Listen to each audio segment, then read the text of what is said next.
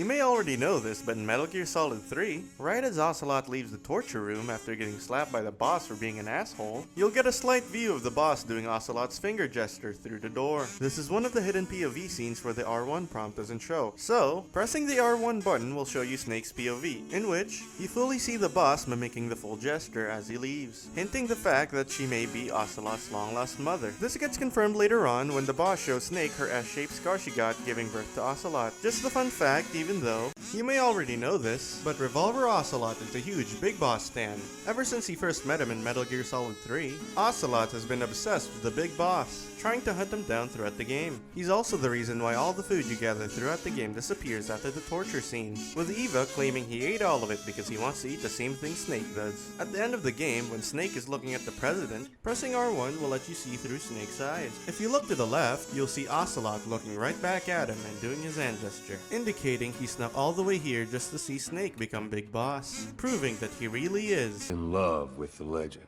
Just a fun fact, even though you may already know this, but in Metal Gear Solid 3, if you leave the transmitter in Snake's back after the torture scene, the Ocelot unit will ambush Snake when he's headed towards the waterfall. It will also trigger a secret cutscene at the cave after he meets with Eva, where she will take the transmitter out for Snake while playing a very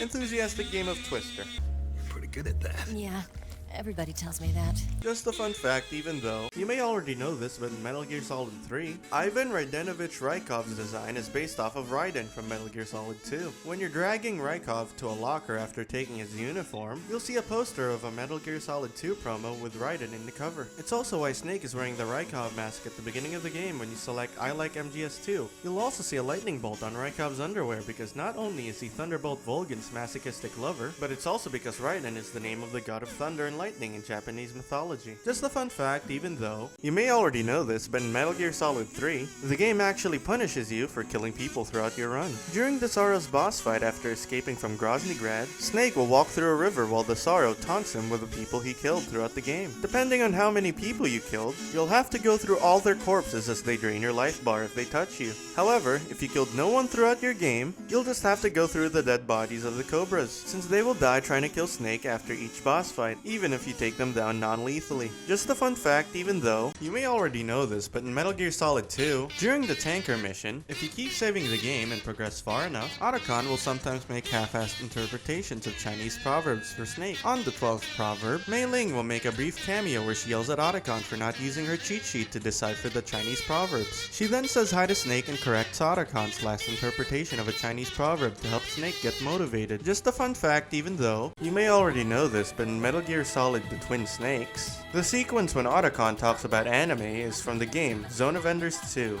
an action mecha game designed by Kojima that came out in 2003, a year before the Twin Snakes' release, with the first game coming out in 2001. You can actually see a poster for Zone of Enders 2 in Otacon's office. Just a fun fact, even though you may already know this, but your entire life has been a lie, because the main theme of Metal Gear Solid by Tappy Iwase was plagiarized from a song written back in 1974 by Russian classical composer Georgy Vasilyevich Sviridov. I hope I didn't butcher that. Both Kojima and Konami didn't even know about this for years, until an interview by Ingromania Games magazine in 2008, where they had Kojima listen to the song Winter Road by Sviridov. Kojima was so surprised by the similarities, he then prompted to go through the different stages of Uncanny while listening to the song.